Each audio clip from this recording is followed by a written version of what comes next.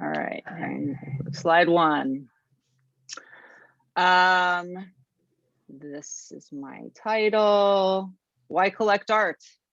So there's lots of reasons that people do it. This is only the shortest of lists, but sometimes we're looking for something to hang over our couch. Sometimes we just love it. Like Candace has it all piled up in her closet.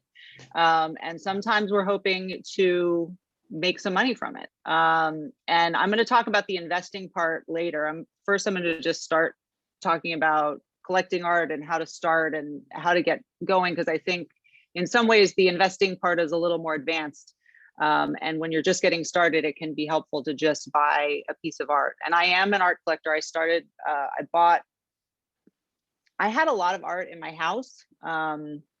This was before I started working at Gabba Gallery, but most of it was art that people had given me. And so one time I was there and I bought my first painting that I had picked out, and I just bought it because I loved it and it felt amazing. And I was so excited to do that. And then I got into it from there. And then eventually I loved it so much I started working there. So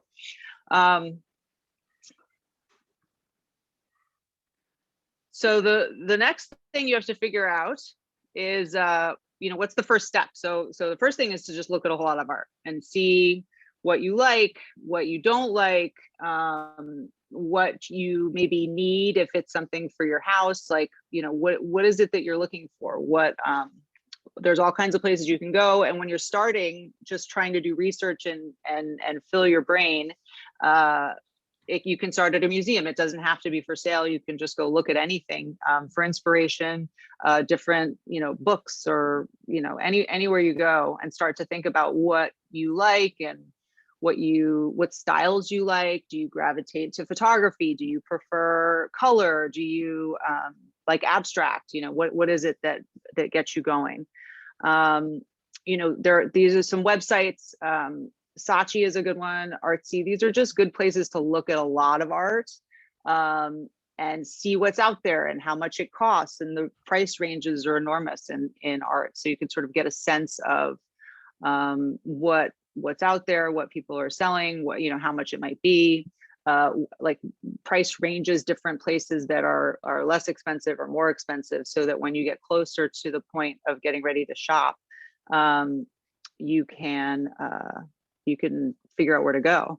Instagram can be great. Every time I hear about an artist, I just say, follow them on Instagram, and that way I can just see what they're up to and get a sense of what they're doing. Galleries I follow, and that can be helpful too. And it's an easy way that because then it just pops up and you don't really have to think about it, and gets you thinking. And joining email lists at galleries or for specific artists can also be helpful. So then once you get more serious and you've kind of figured out what you're looking for, you can take measurements, you can figure out how much you're willing to spend, you can think about what color is going to look good in your dining room, or, all the different things. And then you can really start to go, okay, I think I want to do photography, and so these are the galleries that do that. Or I think I want to get an abstract, and these are the places that are better at that. These are the artists that I love. These are the places that they sell them, and you can really start to figure out where you might go to see things. Once you start looking, you just got to go look a lot. And you won't always find something that you're into, but when you do, you'll know, and you go for it. But just look, you just keep looking and going different places. And, especially once you start looking for a spot, or you're, for something in your home, like in a specific place. But often it works the other way, where you just go, I love this. Now, where am I going to put it? Whether that's in storage, or you make a spot, or you move something out of the way. So you never really know how it's gonna be. And sometimes it's better just to look that way and see what you find. So some of the things that people don't always know about galleries when they're starting, especially because some of these places are really intense and a little bit inaccessible. We try at Gabba Gallery to be accessible. We put our prices on the wall so that right away how much everything costs. We found that we're not a super expensive gallery, so people are sometimes surprised that they can afford the art, and so they go, oh, $200, like that's within reach. Or our prices range, we have paintings from like $50 original teeny ones to, we have art that goes over 5,000, but it generally tends to stay below that. So all kinds of things in between there. If you see a red dot on the wall, that means the painting is sold. You might have to ask for a price list. At a lot of places it's hidden. Sometimes you have to talk to the gallerist in order to get it. But don't be shy, just go for it and see.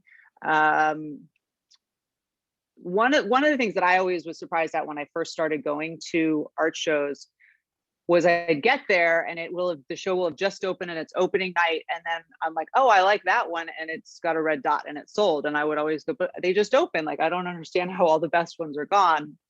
And then as I learned, it's because they sell them before the show. So if you're interested in a specific artist, the best thing to do is to get in touch with the gallery ahead of time and ask if there's a way to do a preview or if they're going to do any pre-sales. And this will vary a lot depending on the artist and what the demand is for that artist.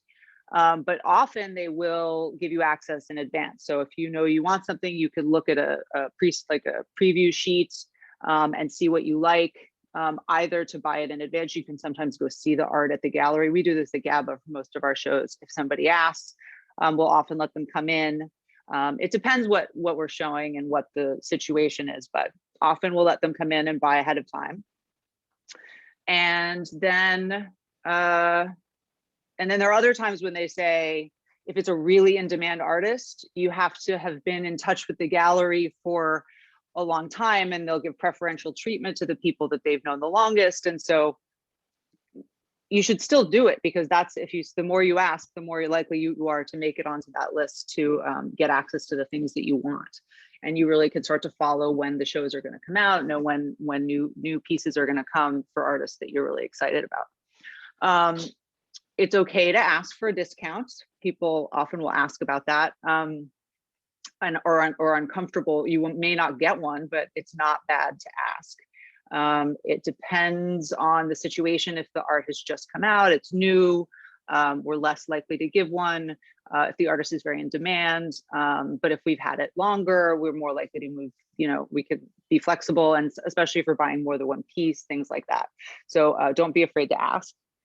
There are also payment plans if you're going to buy something really expensive. We offer something through Art Money. Sometimes galleries do it themselves, but the way Art Money works is you pay 10% up front, and then you pay the rest in installments over 10 months. And there's no interest. The gallery pays the interest. So like, that would be a case where we'd be less likely to give you a discount, because basically the discount is going into the financing of it. But it's great. Basically, you're paying, it's a no interest financing. So you just get approved with them like you would for a credit card. So they usually start at pieces that are over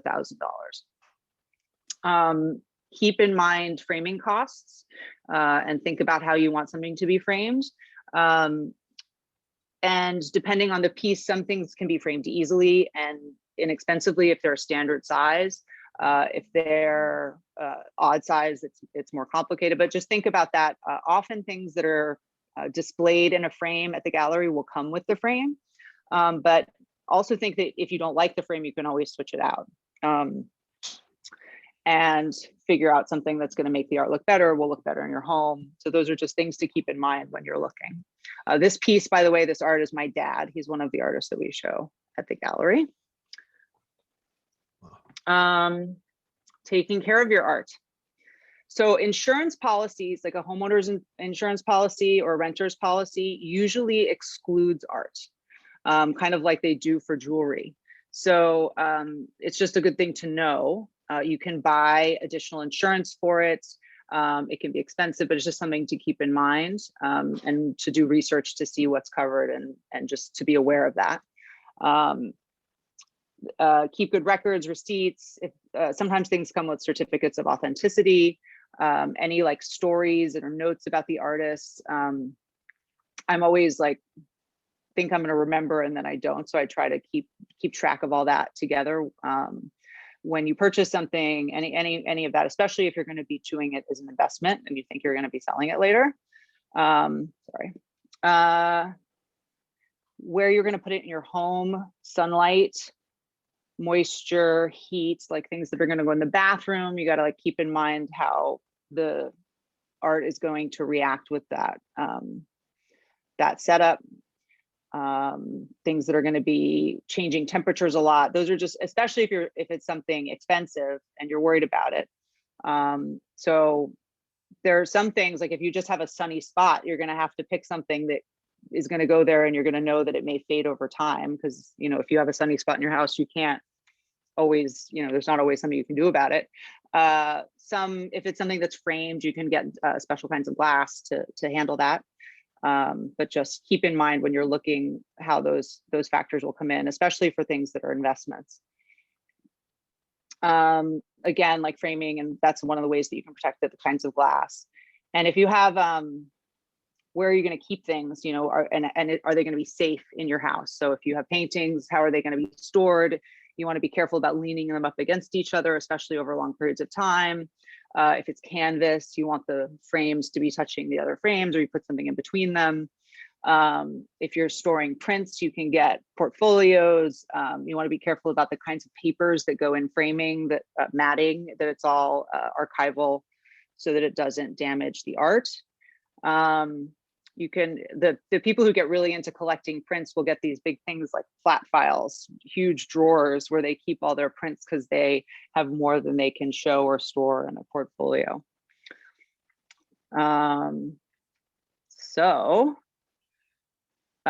So then the next question comes, is it a good investment? Can art be a good investment? And the answer is yes, but there are some things you need to keep in mind with it. So depending on what you're getting, the safest investments are the most expensive ones, like the ones that are blue chip and maybe inaccessible. So if you're looking to invest at a lower level when you're starting out, you're taking some chances. So I think it can be a good option, but there's some things you need to keep in mind. So art, as opposed to other assets, it's way more fun and sexy than bonds or mutual funds, or definitely more interesting. But it's a way you can diversify your assets. It's a different thing. The stock market can go tumbling and the art market may not. So it's separate from all those things, and that can be helpful for diversification. You get to enjoy it. It gets to look it on your wall and see it there, and it makes you happy. So that's always good. But it's not especially easy to move, right? So if you really need to have access to that money, you don't want to invest more than you can afford to stay there for a while. Usually you should assume 7 to 10 years. I mean, people who get really into it, there are people who flip art, but that's advanced. So I would just assume it's something that you're going to keep for a while, and then hopefully it'll appreciate over the long term.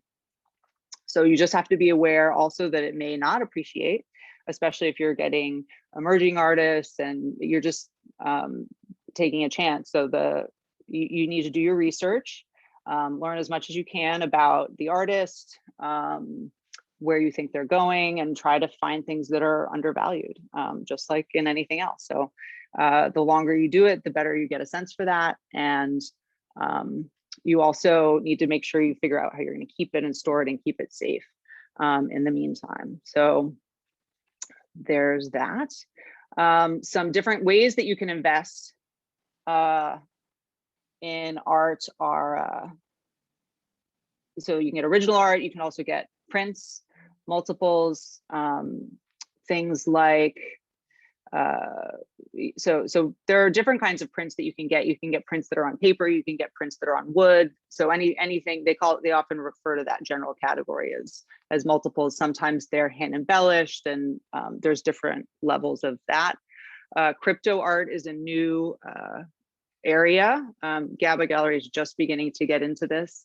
NFTs are non-fungible tokens. So this is where some people think the future of art is headed. It's basic NFTs is basically using blockchains to authenticate collectibles, either trading cards or art or different things like that. There are also ways to invest in art. I don't know too much about this, but I know that they exist. There are mutual funds, like funds of various kinds of art. And then you can even buy shares of really famous artworks. There's an organization called Masterworks, like it's a site, and they will let you buy a share of, I think it starts at like $20. So you can buy a piece of a Hockney or whatever. But there's a lot of limitations in terms of how it works. Like, I think you have to just like hold it until they decide to sell it. You can't like pull your money out. And so I don't know too much about it, but that could be interesting. But then you don't get to look it on your wall. So how do we figure out how much everything's costing? Like anything else, all the markets, it's all based on supply and demand, how scarce it is, how many there are, how many people want it. And so if it's a famous artist that has a big market, that's gonna drive the prices up. And in some people think that, and this has definitely happened, as more people have turned to art as an asset class and tried to diversify and get involved in that, the prices of art in general have gone up over time. So some people think there's a bubble, or depends how you look at it. But others say that because the amount of art is limited, as more people want it, it's just going to keep going up. Emerging artists will be less expensive than established ones. Living artists will be less expensive than dead artists. Some of it's just who's in fashion now, and they can be really hot and really expensive, and then the fashion changes and the prices drop, or it can go the other way. So you just have to have an eye for where things are headed that way. If an artist shows in a museum show, if a piece of art is put in a show, that can make it much more valuable. If it's published in a magazine or a book, that will also add to the value of the work. So those are things that can affect it over time. So you're hoping your piece will be in, so the piece behind me, this artist was in New American Paintings, which is a really well-regarded publication. And I was hoping my piece would be in it, but they picked different ones. So it's good for me that her piece was in it, or that her work was in it, but it would have been even better if my piece was in it. So this is her, Essie Zim. She is one of the artists that we show a lot at Gabba. She used to live in LA. She now lives in Kentucky. She's a mixed media artist.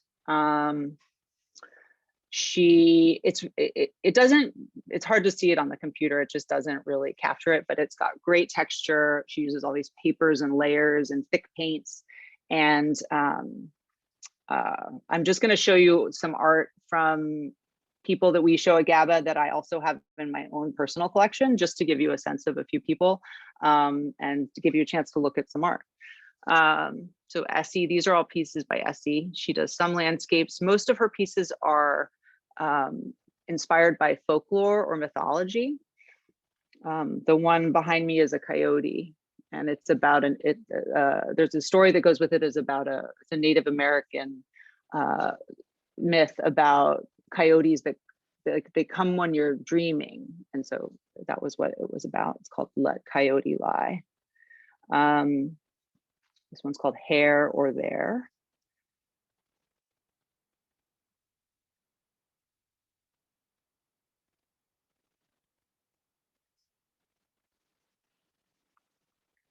So Patrick Hemmerlin, I put in here because Candace is a fan.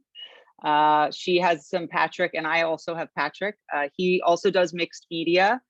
He uses literature, pages out of books, and usually lyrics sheets at the top of the works. And then he uses manipulated photographs that are painted with watercolors at the bottom. And he does some that are natural, like the birds and the mountains. He does some that are oceans. And then he lately has been doing a lot of these urban ones. with this coyote. He calls it the urban coyote, and he'll do cars, shipping containers, buildings. So this is some Patrick Hemmerlin here. Jules Muck, she is from Venice. She's a street artist, or she started as a street artist and now does gallery work. Her stuff is really fun. You'll see, pretty silly. We've got some Yoda, Darth Lenin here. This one is Venice Venus. She does a lot of these people with tattoos on their faces. So controversial. She did a mural of Larry Bird, all covered in tattoos. And he said, you can leave the mural, but I really want you to take the tattoos off. So I forget where it was. She ended up doing that. Ruth Bader Ginsburg. This one's called Kiss Kittens. And this is another artist, Toshi. He does mixed media pieces as well, using layers of paper, sometimes with holes drilled in them, sometimes with gold leaf. He does a lot of Japanese themed art. This one is Sakura. This is Shinjuku. It's a little hard to tell in these pictures, but a lot of his work has a layer of resin on it that gives us this sheen. So it's got really great texture, which doesn't come across quite as well on the computer. But Himeji Castle. This is called La La Land was filmed here. This is an LA shot. This one's called No Vending. And here's one, very LA, this, I think. This one's called Melting Pot. So here's just a shot of the gallery. Gives you a sense of what it looks a little bit to be there. Here's me at work, some people looking at art. We're going to be opening in 2 weeks. We're very excited. And we have a show up now that's a collection of art from various artists. And then we're going to be doing, in about a month, we're going to be doing an Essie Zim show. She'll be our first one. It was actually a show that was supposed to happen pre-COVID. It was scheduled for March 28th of last year, and we never got to do it. So we've been really excited to show that. But because her work we've done some online shows over the year, but we just felt like her work just didn't read as well online, and we need people to see it in person. So that will be our first show back. So that's it. That's a little bit about us and what we do.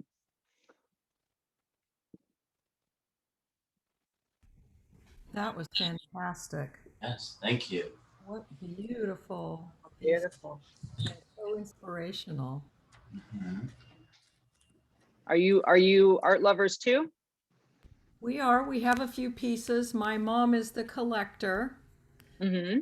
but I really liked the artists that you showcased this evening.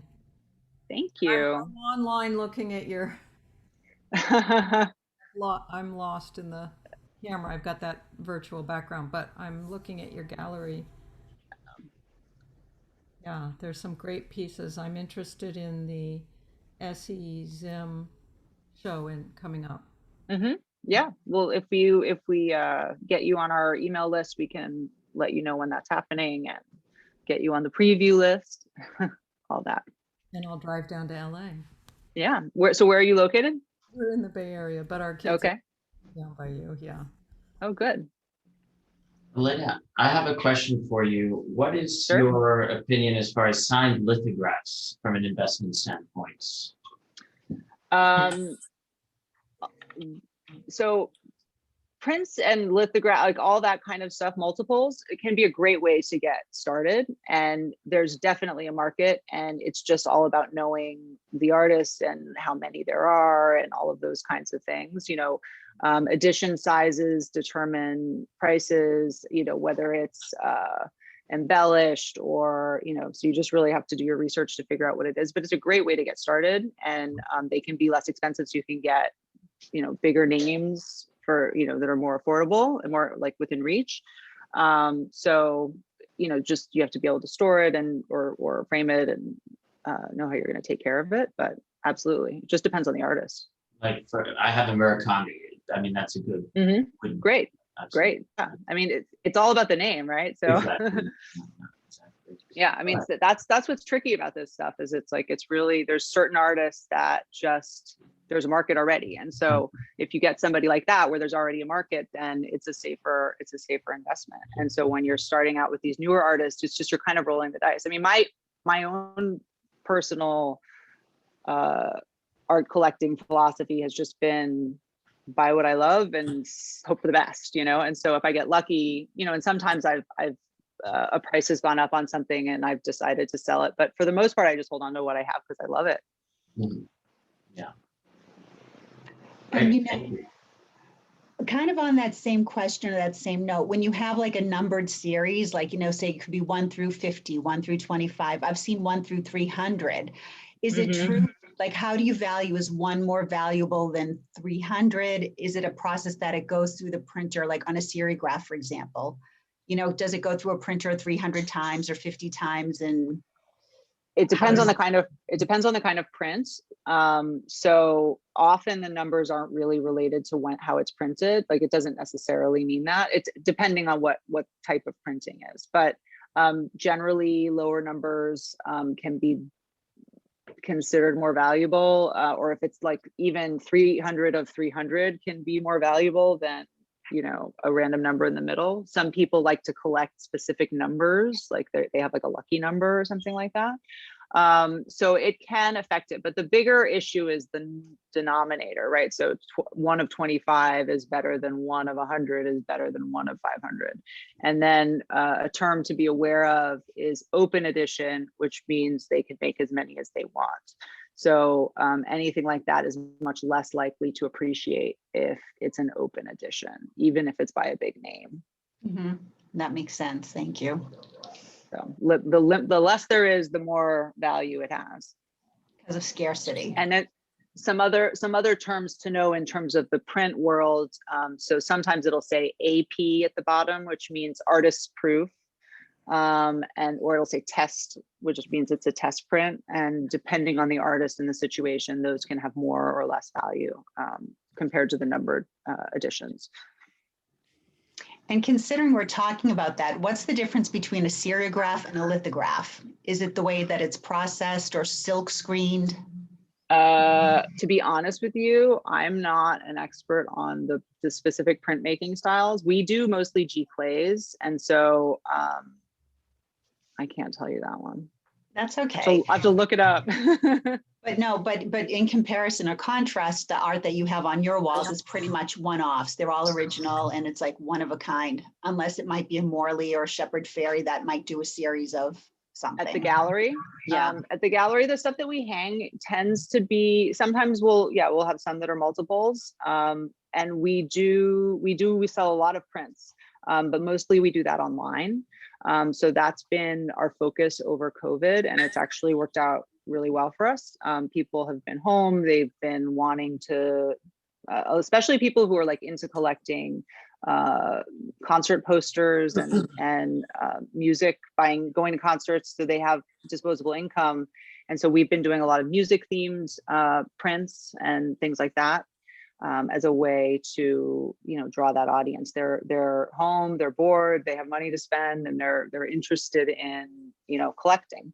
And some of these things end up working almost like trading cards. So Jules Muck, we do a lot of prints that are minis, we call them. They're like 8 by 10, or sometimes 8 by 8, and people buy, they tend to be inexpensive, like $50, and people buy them and they trade them, and there's like a whole world online of people who follow her, and do you have this? I'm looking for that. Anybody want to trade? You know, that kind of thing. So it can be fun. Like if you get into a specific artist in a specific world, there are groups to follow and see what's happening. Can I have an can I unrelated say question. something here? Yeah. Yeah, I'm so glad, Candace, you reminded me of this, because I'm an art lover, and I was driving and Candace get on the Zoom, and I had just picked up 2 pieces. I love art. If anybody's on the fence, I mean, like, look at my apartment. Oh, And good. She's got it. I just picked this up at the frame store. I don't know if you guys can see this. Beautiful. Love it. My friend who did this, this is an existing piece that a friend of mine sent me last year on Women's Day, and I just loved it so much. And then Lee May, who's my colleague, she's in real estate. She just rediscovered herself, and this is her childhood thing. And she started posting on Facebook, and I said, well, Lee May, do my face on that existing painting. And she did an amazing thing on my face. Love it. And she wanted, you know, and I sent her a picture, and I wanted it kind of animated like the original, and I just picked up this other one. But anyways, I wanted to introduce Lee May. Maybe you guys can do something together, hopefully. But thank you for this.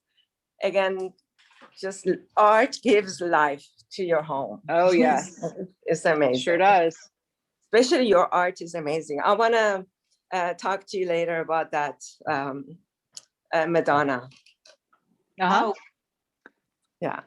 well, Sophia, I will visit the gallery with you whenever like it's convenient for Oh, you, yeah, let's Elena. do Do you know where she's located? She's just No. downtown. She's near where some of your listings have been. Sophia's a realtor like us, and you had a listing in her neighborhood. You're on Beverly. Where are you? Historic Filipino town. Yeah, Beverly. Yeah. Beverly and what? Yeah. It's kind of near Vermont, like between Vermont and Rampart. No, It's tell me the close name to of this Austin. street. Oh, That's the my- street, Dillon. Oh my gosh, yeah. Yeah, you know, I'm sure you've Yeah. driven by a lot. I mean, I know every single street. So I've saw several properties there, and Yes. yeah. So anyways, well, yeah, great. Let's go visit. I would love that. Will I you have a Good. Well, question. we'd love to have you. I have to find more place. I have to maybe buy a house with big walls, you know, if it's time. I have a question. Yeah. Go for it. Yeah, have any of your artists ever considered licensing digital copies of their work to be used as LinkedIn backgrounds? Not specifically that. We do licensing things sometimes. So it's just a matter of, not for LinkedIn, but we've done other things. There is a whole emerging market, right, for this of digital licenses for various uses. You know, we've done products, packaging, all kinds of things. Yes. Do you need an agent for that? For the artist, like Gabba Gallery does it for the artist. So we'll often be the middleman between the artists and the companies. Is that for like novelty items or like cups, mugs, or, because so many artists, they have like, I don't know exactly what you're referring to. Well, you said for LinkedIn, Brent, but I mean, how about for like novelty items, coffee mugs? A lot of artists do that kind of stuff themselves. Like they'll do it through, there are sites that do that. But we do more things like if it's for corporate, for branding, like it's packaging for something, or we do murals. That's a big part of what we do. So it just depends, and it's very specific. So some artists want to do that, and some of them are less interested. It just depends. I think it's always just the price. If the price is right, right? Right. Did she answer your question, Brent? Thank you. Okay, cool. Will you be opening anytime soon, Elena? Like, what's your Yes. schedule like? You We're mentioned gonna something. open in about 2 weeks. We're figuring out what our hours are gonna be. Typically, we're open Wednesday through Saturday, 12 to 3. So it will probably be something similar to that. And we were debating whether to do a sign up so that you come at a specific time. But I think what we're gonna do, because we tend not to have like huge numbers of people showing up at once, because we can't do an opening now. So we're probably just going to cap the number of people that come in at a time for COVID. So it'll just be like 12 people max. And it's a pretty big gallery. So usually there's only a few people that come, wandering through at any given point.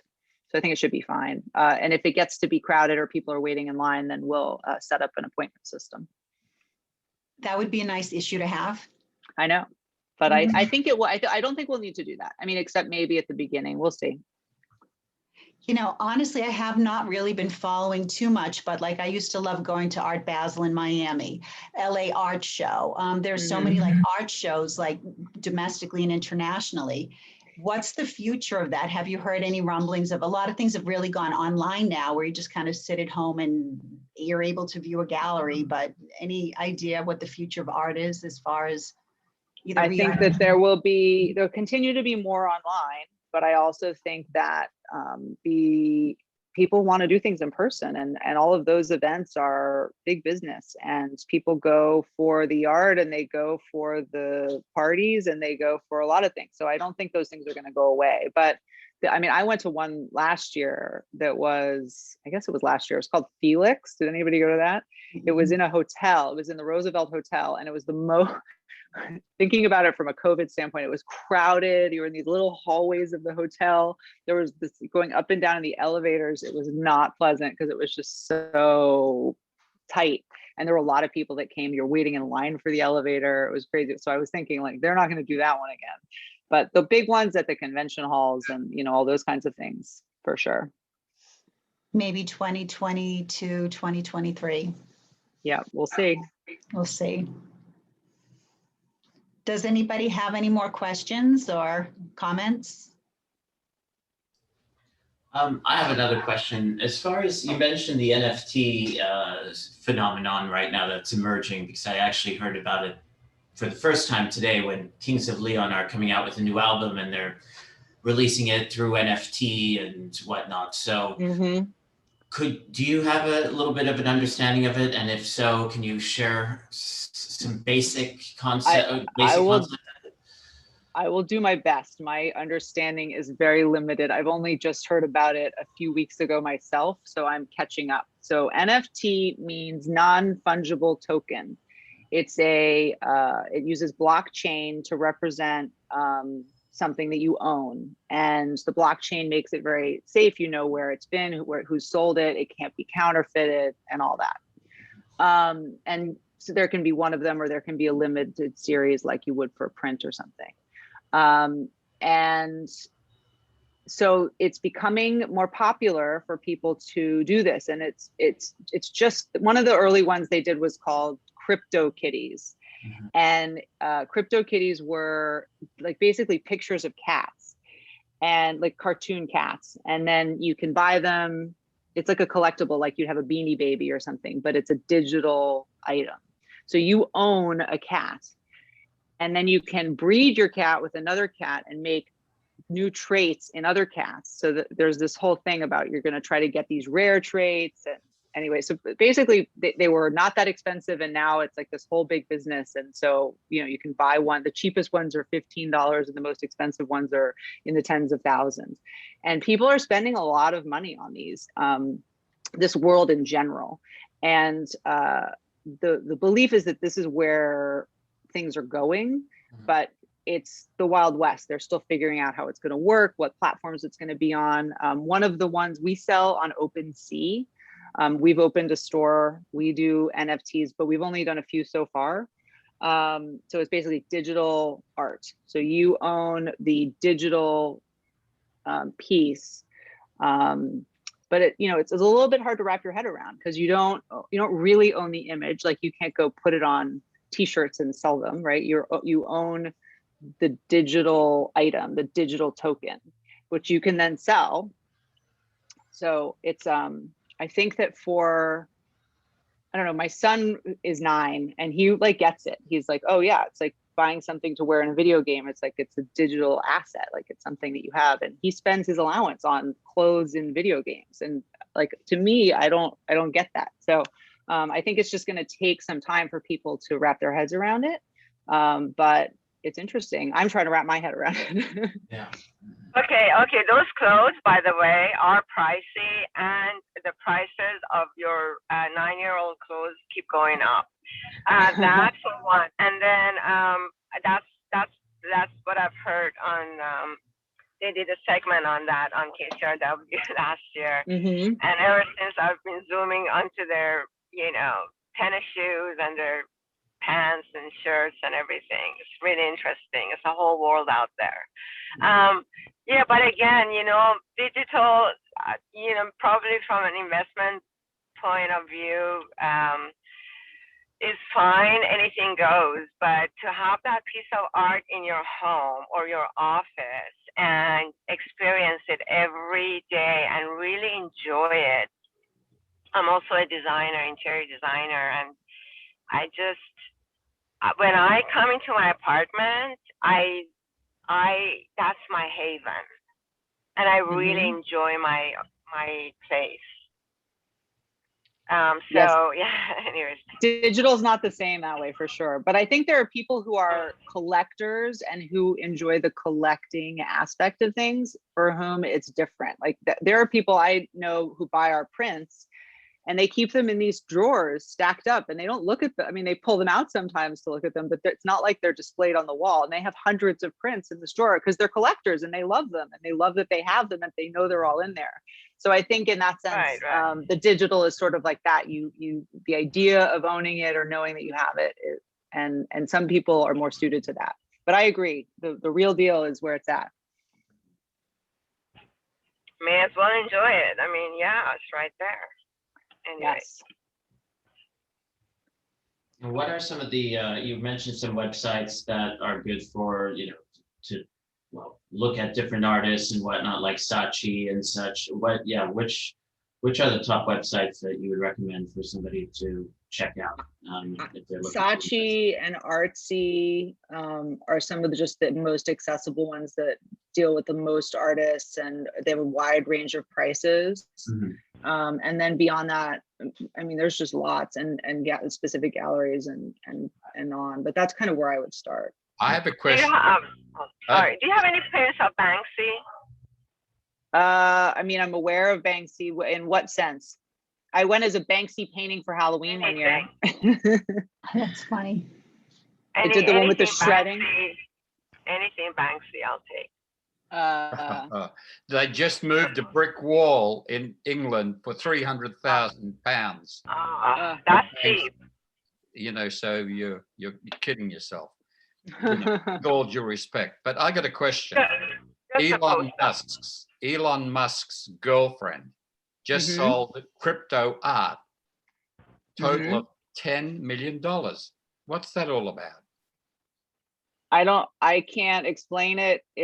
There's a lot of heat right now around crypto art, and everything from Paris Hilton drew a picture of her cat, or it's like all kinds of things, and people are excited. And I don't know who the people are who are spending those huge amounts, but it's really hot and people are trying to figure out how it's going to work. So NBA you can buy a digital trading card, it's all kinds of things. And some of the numbers are staggering for what these things sell for on the secondary market. It's wild. From an art standpoint, one of the things that's interesting about it is that because of the way the coding works, the artist can continue to collect a percentage of every transaction, royalties for each transaction. Whereas for a painting, they sell it once, and then after that, they don't see any of the appreciation. So that's one of the things that appeals to artists about it, is that there's a way for them to continue to get 10% of every sale every time it's sold, or whatever they can create the contracts in different ways to set those amounts. But that's very appealing to artists, to be able to continue to collect over time as it gets sold and resold. Passive income. Thank you.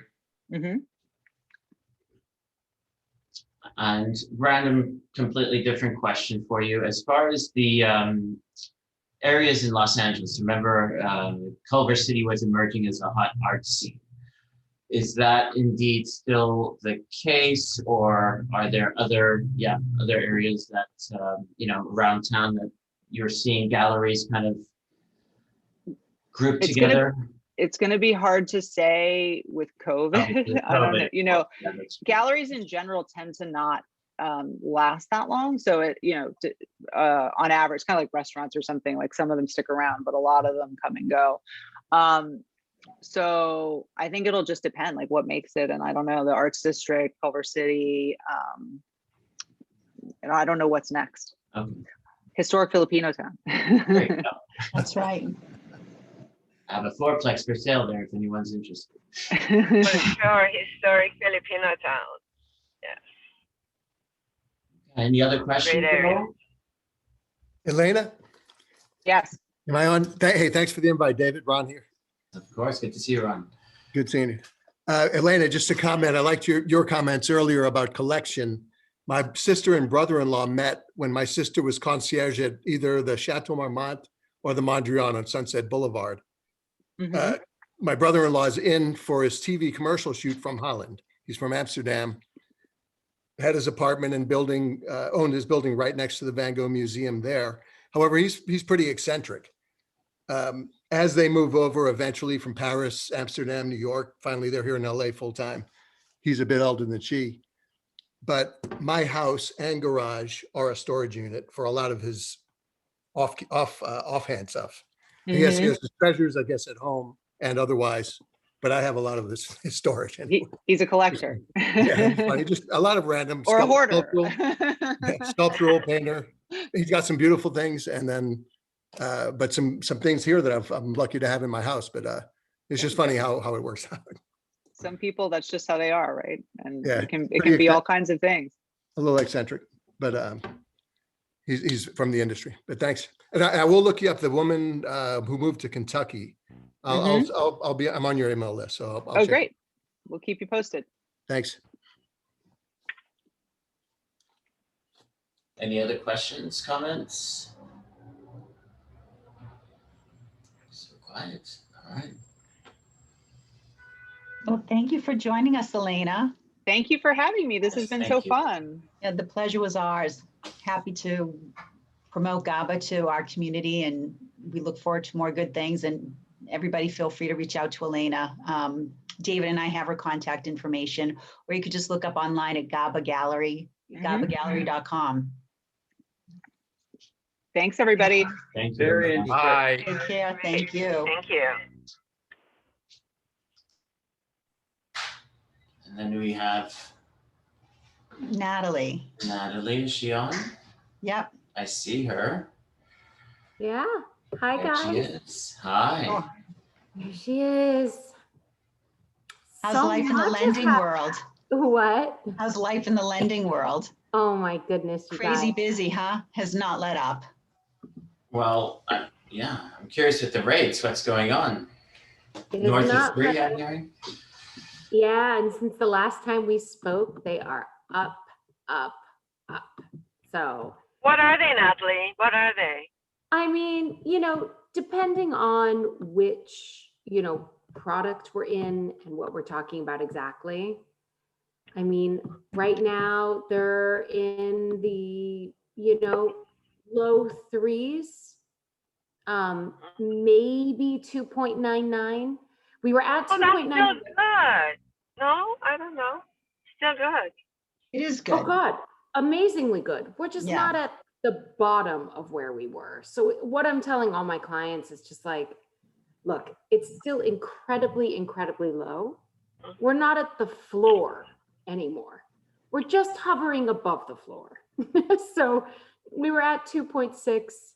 Now we're at 2.99, but today they went up twice. And so 3 to 3.1 on refis, 3.25. What's the forecast? The forecast? Your guess is as good as mine. Really? Wow. Honestly, no. You know, they're saying we probably won't see lower rates till maybe the summer now, that they will hang out in this area. I think we're going to chill in the low threes. Yeah, I think we're going to stay in this 3 mark. I don't know if we're going to see 2s much, based on all the consumer confidence and the inflation numbers. So 2.5 weeks ago. Yeah. I think 3s are still good, and I would encourage my buyers to buy. It is amazing. Amazing and still very affordable. Like I've been telling my clients, it's not that this becomes unaffordable now. It just is a little bit more per month, you know? But prices keep going up, it seems like. Prices are going up. Certainly, yeah. Yeah. But we think that might slow as well based on all of the, you know, the fact that the Fed is saying that they're, you know, at first they told us they're going to keep rates low and they're going to continue buying mortgage-backed securities. They've kind of stopped that. Again, without forewarning, we didn't know that that was going to happen. They've been telling us the opposite. The whole, because like, they all said of they the- miscalculated the inflation rate by 3 times. 3 times. So Like, yeah, who 2.5 does weeks ago, I know inflation went up 3 times higher than what we expected them to be. So when those numbers came out, Of course. it I was mean, just what were they thinking? They were thinking economy was good, and with all this unemployment, and really real estate was the only thing. It's only the top 20% that are keeping the economy going. The rest of the 80% are the service sector. The 20% are the real economy movers, and they're the ones that are buying. Well, I think we're seeing like And what they that's- consider a K-shaped recovery, whereas, you know, those who are doing well are continue to do well because of stock market and all the Yeah. assets that they're able to purchase.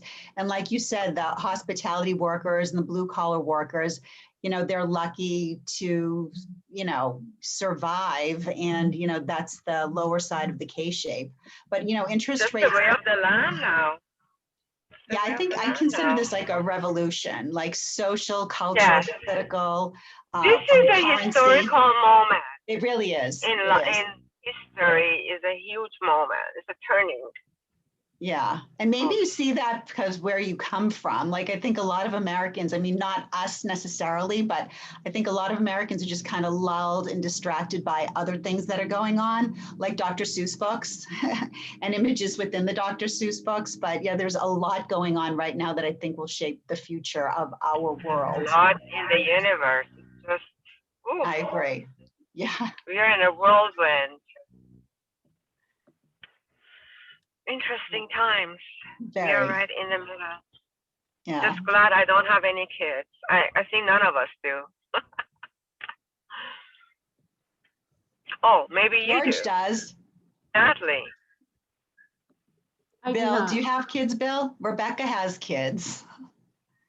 Oh, my sister has kids. I have two. Yeah, my I have sister two, too. Yeah. and Half I of us have recommend it kids, half of highly, us yeah. don't. it's a great experience, Yeah. Oh, especially when they leave.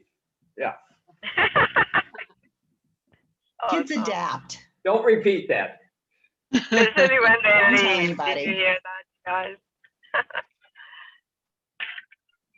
It's That's the great. truth. I know my dad couldn't wait till we left. It was like, Yeah. There you go. my father used to cheers to self-sufficient children. yeah. Go get educated. Don't get married with no education. That was my dad's mantra. Mhm. Anyways. All right, you guys. I gotta go wash my car. Okay. Thank you, everybody, for joining us. you. Thank you, Elena. Thanks From for Gabba having me. It was so Gallery. fun. Yes. Nice to Thank meet you you for all. all for joining. Come visit us sometime. It's a good idea. We'll try that. My son lives very close to that place too. All Okay. right, come on by. Thanks. All right. Thank you, everybody. Bye, Thank Dave. you, everybody. Bye, guys. Good to Take see care. you. Bye, Rebecca. Bye, Bill. Bye, Bye-bye. Elena. Sophia. Bye. Bye, Candace. Mwah.